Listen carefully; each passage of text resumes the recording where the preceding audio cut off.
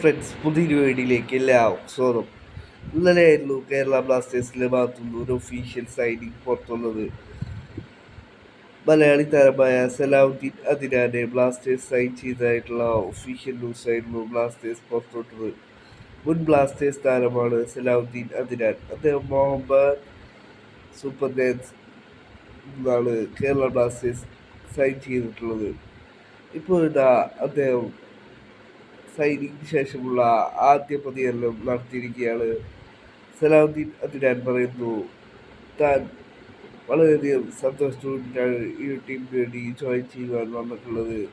താൻ എല്ലാം സമർപ്പിച്ച് ഈ ഒരു മാച്ചിന് വേണ്ടി കളിക്കും. താൻ തയ്യാറായിക്കൊണ്ടാണ് ഈ ഒരു ക്ലബിലേക്ക് വന്നിട്ടുള്ളത് എന്നാണ് ഇപ്പോൾ സലാഹുദ്ദീൻ അദിനാൻ അദ്ദേഹത്തിൻ്റെ സൈനിങ്ങിന് ശേഷമുള്ള ആദ്യ പ്രതികരണം അറിയിച്ചിട്ടുള്ളത്. സൈനിങ്ങിന് ശേഷമുള്ള ബ്ലാസ്റ്റേഴ്സിലെ സിഇഒയുടെ പ്രതികരണം വന്നിരിക്കുകയാണ്. സലാഹുദ്ദീൻ അദിനാനെ വീണ്ടും വെൽക്കം ചെയ്യുന്നതിൽ എനിക്ക് സന്തോഷമുണ്ട്. വളരെയധികം ടാലന്റഡ് ആയിട്ടുള്ള ഒരു താരമാണ് അദ്ദേഹം. ബ്ലാസ്റ്റേഴ്സിന് വേണ്ടി അദ്ദേഹത്തിന് കൂടുതൽ കോൺട്രിബ്യൂട്ട് ചെയ്യുവാനായി സാധിക്കുമെന്നാണ് ഞങ്ങൾ പ്രതീക്ഷിക്കുന്നത് എന്നാണ് ഇപ്പോൾ ബ്ലാസ്റ്റേഴ്സിലെ സിഇഒ ആയ അമിത് ചേട്ടർജി പറഞ്ഞിട്ടുള്ളത്.